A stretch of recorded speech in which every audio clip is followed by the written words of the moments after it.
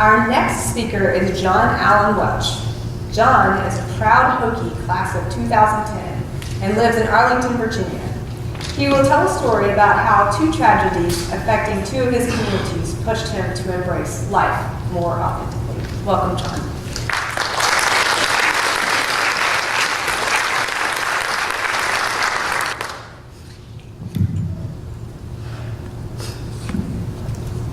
It's a Sunday morning last June, and I'm just waking up. My eyes are crusty, my mouth is parched, I'm a little bit hungover, and I grab for my cell phone off the nightstand, and I see a text message from Christina, one of my best friends, and she says, "I just heard about the Orlando shooting. Sending hugs."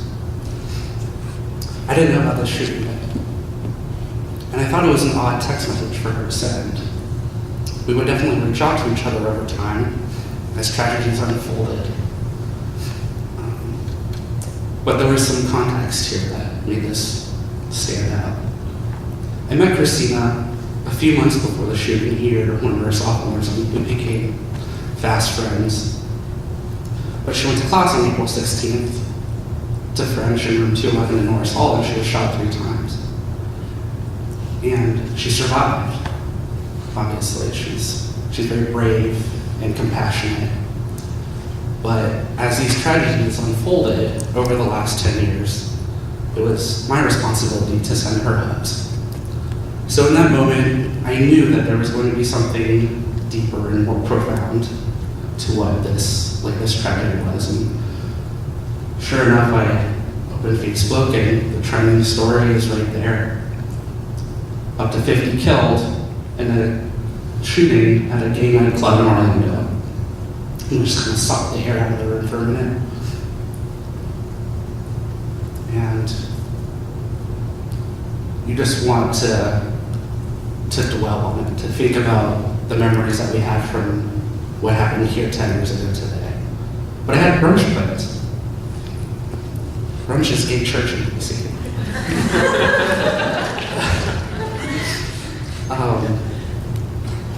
And after all, this has happened over and over again. It was like another day that I didn't want. So I go to brunch. I'm there physically, but I'm not there mentally. I'm just there. And all around me is just noise, the clinking of dishes and glasses and petty conversation around me, perforated by, "John, what's wrong with you? John, why are you so quiet? John, isn't that funny? Why aren't you laughing?"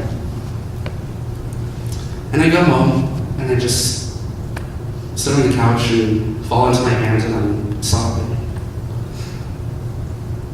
You'd think, after all this time, these kinds of memory triggers would get easier, but there were 2 major realities to confront.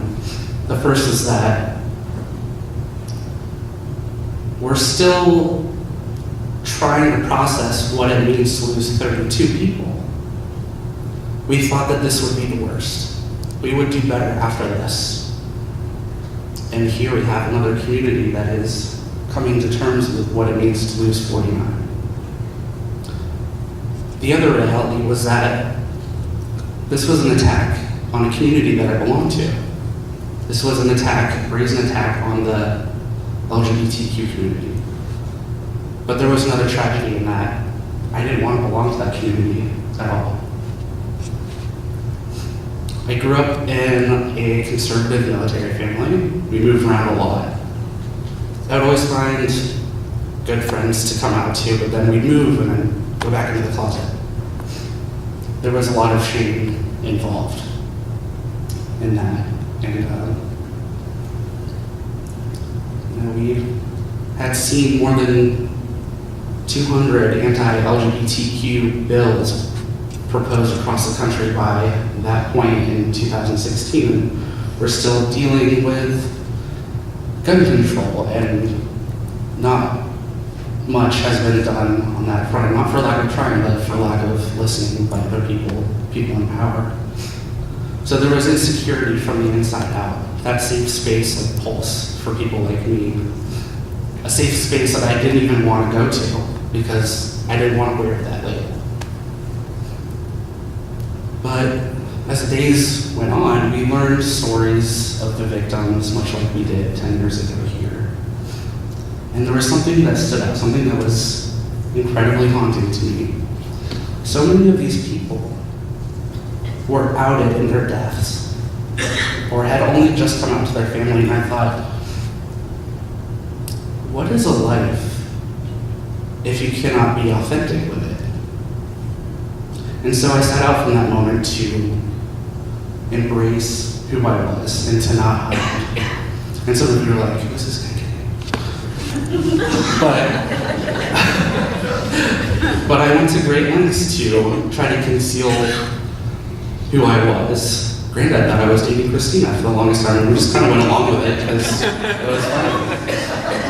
I was president of High School Young Republicans, and like, John Welch can't be gay. He's High School Young Republican. But we haven't heard that story. So I thought about all of the ways that I wanted to feel innocent and unafraid, like Nikki Giovanni told us, and unapologetic for who I was. And I put all of these feelings into a short story, and I shared it with my friend, longtime friend, who's now an editor at USA Today, and she said, "This is great, you want to run this?" And I was like, "Oh shit." And they ran it, sure enough, it was top of the fall on page 2, and granted, I wasn't dating Christina anymore. But it's been tough, but it's been good. A weight has absolutely been lifted, and I think what I've taken away over the last 10 years is that life can be so transitory. You can go to class and you might not come back. You can go out dancing with your friends and you might not come back. So in the time that you know that you have, you just have to be the most authentic self you can